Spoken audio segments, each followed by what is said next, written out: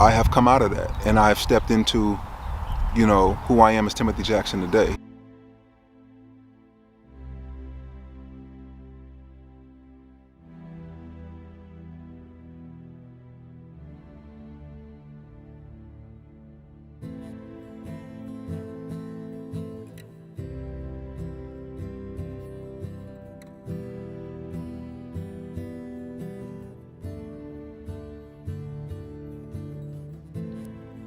I lived a life of crime, both in my mind and in real time.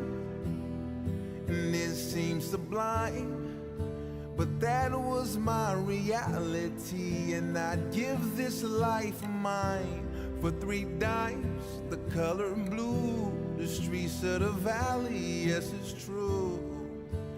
Trapped in an active battle, now wake up young soldier. There's imminent danger approaching from below you. Baby G-Man, yeah. Face of a young Oh, soldier. that's DVC. Yep, the 4th letter, the 22nd letter, and the 3rd letter in the alphabet. That's usually how gangs are identified in California. My neighborhood was pretty much shared with our rivals, so, you know, you have African Americans or, you know, Black Americans, Samoan Americans, or, you know, Polynesians, however you want to, you know, term it, and you have Hispanics or Latino Americans or Mexicans.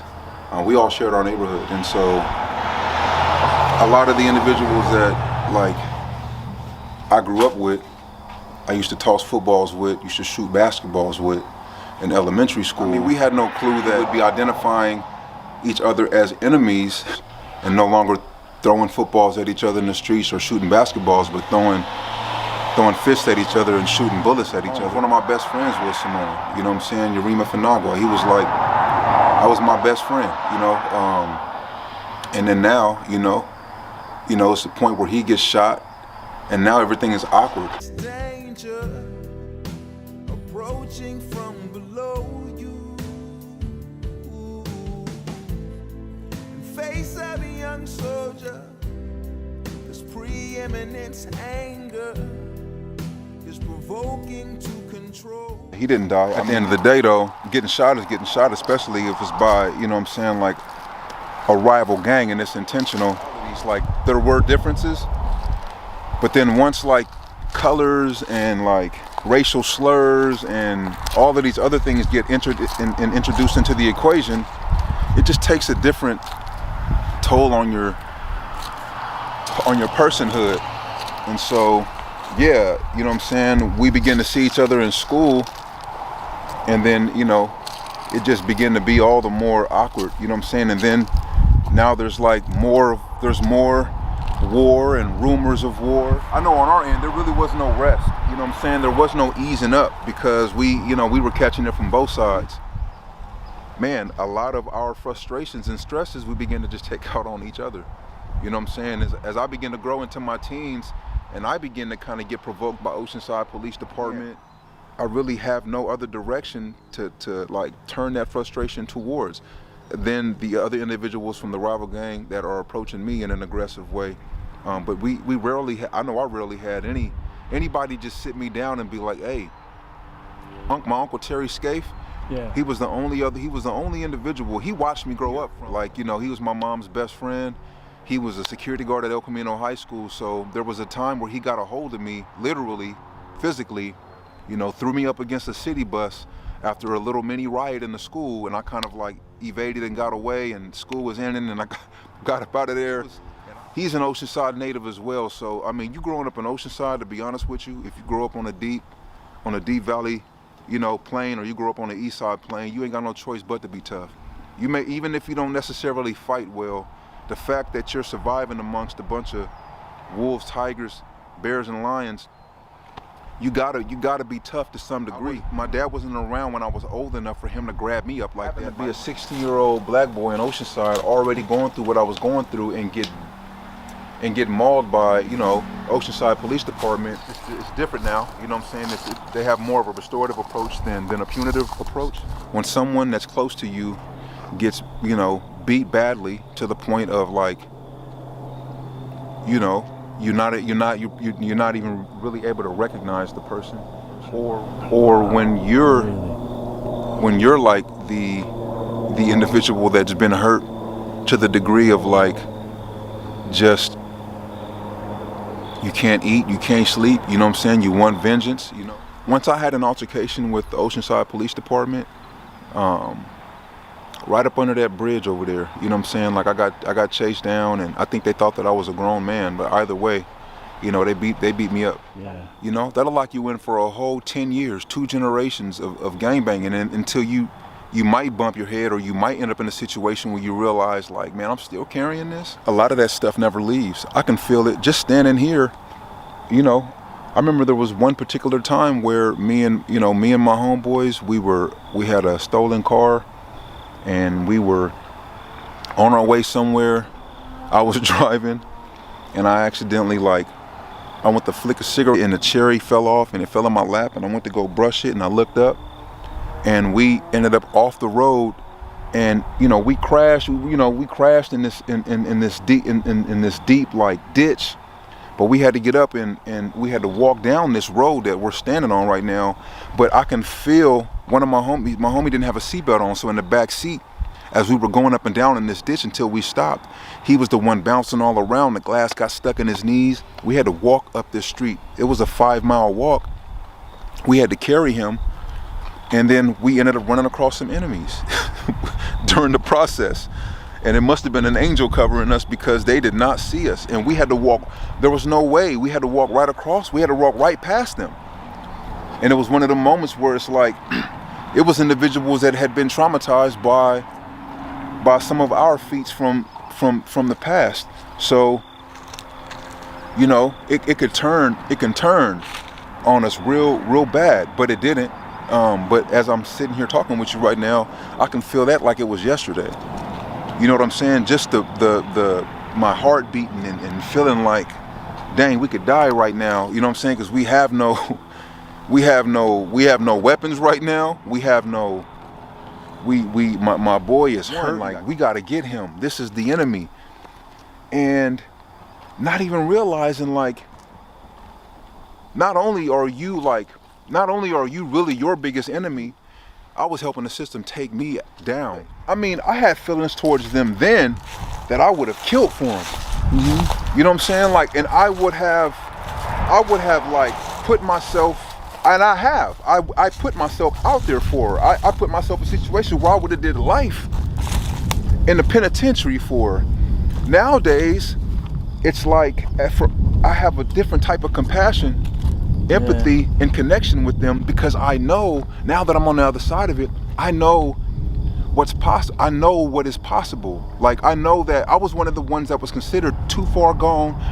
He's gonna end up dead or in the pen for life. I never was shot. Oh, okay. Yeah, every bullet missed by the grace of God, or there was an angel that took him for me. You know what I'm saying? Like, I never caught any bullets. There were many attempts made, but I never got caught by a bullet. You know what I'm saying? I never got caught with the blade. And so that also, that reflects the reality of just just how covered I was now when I look back. Like, there's no reason why I shouldn't have been shot. Somebody said, hey, homie, the telephone. And it wasn't even my house. I just happened to get up, and boom, somebody lit up one of the spots we was at with some 12 gauges. My homeboy got shot, but I got the hole in that. When we went back that next day, the hole that was inside of that, we can see broad daylight now. It would have killed me after that shooting. And then I ended up getting caught up in this case. I got caught for my case, but then I got indicted into this other case. Now I'm fighting life. And I never forgot, the detective, when I got indicted to the case, the detective who had been chasing down our neighborhood since I can remember, he walked in and he said, like, what you got to say? And I said, I ain't got to say nothing. And then he said, well, I just want to let you know, I'm gonna do my best to get you 25 to life. And I was like, whoa, like, what just happened? Because I'm supposed to go home in a year from my original case, but now I'm brought into this case, and now I'm fighting 25 to life. 25 plus whatever else they're gonna try to tack onto it because of like the RICO Act and all of the gang enhancements. That year is when I picked up the Bible for real. I had been in church ultimately since I was a young puppy, but now I'm grown. And I'm in that season of my life where I'm a man, or I'm reaching to be a man. I'm still stuck in childish ways. I'm reaching to be a man, but things are happening that are stripping my concept of who I am in power connected to the gang away from me. And then I picked up that Bible, I read John's gospel, and I'll never forget. I cried. That judge looked at me. Everybody's motions got denied, but mine's was granted, and I got dismissed from the case. And I remember one of my older ones. He pulled me aside, and he said, in so many words, now you see what God can do, right? He was like, don't go out there and embarrass us. Go out there and make it count, man. Like God spared you. Man, I went out there 6 months later, ended up catching another case. It was another attempted murder. Someone got shot up. Someone told and said that I was the one that did it. For whatever reason, they believed I did it. They came and got me. I remember, man, I went into that cell and I prayed. I said, Lord, I tried, but I don't know how to. I'm trying. I pulled back. I was trying to kick back and not hang out with the homies, but I didn't know how to respond to getting shot at. I got in that holding tank. I got on my knees and I said that. I said, Lord, I deserve it. I know it. I don't even want to ask you for help. I just know that you know the truth and you know my heart. Just help me while I'm in here. 3 days later, that case got dismissed. Right. And he pulled me out of that situation. And then 10 months later, I ended up getting caught up in what I just got released from in 2017. All my fault, 100%, ended up in a situation. But this time there was no, he got the life off of me, but so he gonna sit down. So I stepped up and I was like, I want to be baptized in the name of Jesus Christ. You know what I'm saying? Like, and I stepped into that at 14. It was about a month and a half later is when I caught my first life sentence case. But by the grace of God, that was the first. He just showed up and pulled me out of that situation to where I didn't get no charges or nothing. But the reality was like, when I look back now, the moment I stood and declared Christ to come into my life, I was baptized at a prominent church here in Oceanside. The devil was like, okay, bam, war on. You know what I'm saying? And since then, it's been 5 times that I've been up against a life sentence. I said, Lord, obviously I don't know how to steward my freedom. I don't know how to steward my freedom. I don't know what to do with my freedom. But if this is where I'm gonna spend the rest of my life, I don't wanna do a gangbang. And that's literally what I told him. A step at a time, he walked me into people and circumstances that led me up with that reality. And then I stepped away from the gang, and then I made it home. You know, everything that's ever happened in my life has worked out for the greater good. And I'm realizing that it's because I'm called according to his purpose. I was a heathen. It's a miracle I'm living and still breathing. Some years ago I was living for no reason. Now here I go, I'm pushing for the kingdom. Believe it, I'm saved proof. I was a heathen. It's a miracle I'm living and still breathing. Some years ago I was living for no reason. Now here I go, I'm pushing for the kingdom. Believe it, I'm saved proof. I was 14 when they got me, 16 when they got me, 24 when they got me, 25 when they got me, 26 when they got me, and you deliver me every time, carry me through, never drop me. Enemies from the other side, that police wanted to pop me, thinking if they could just knock me down one way or another. I made it home. If they could just knock me down one way or another, they profit. But you gave me the option to give my life for adoption, so here I stand in your hands, only begotten, transformed by renewing through what this spirit's consuming, no longer bound by what sight, smell, or sound, or presume to me. Through hope, I'm attracted to every factor, your attributes heavily passing through, translating me to the supernatural, yet still getting tangled by what so easily besets me. I hit the ground to get back up, won't let the enemy snatch me. Looking under you, the author and the finisher of my faith, and I'ma continue running this race until you make me whole.